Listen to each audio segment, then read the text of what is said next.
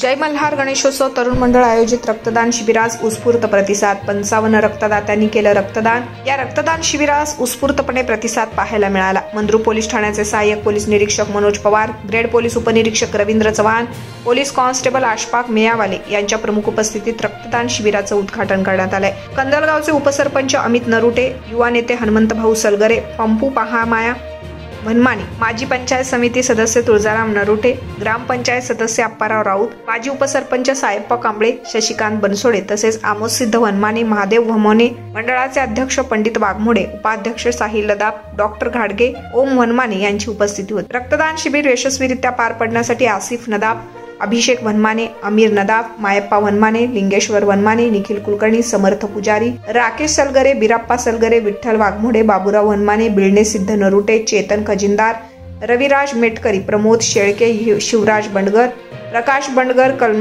कलमेश वनमाने, पांडुरंग वाघमोडे, स्वप्नील करपे इत्यादींनी परिश्रम घेतलाय। रक्तदात्यांनी रक्तदान करून सहकार्य केलं। महात्मा बसवेश्वर रक्तपेढीचे सहकार्य लाभले। नारायण गंटे, लोकप्रधान न्यूज, कंदलगाव।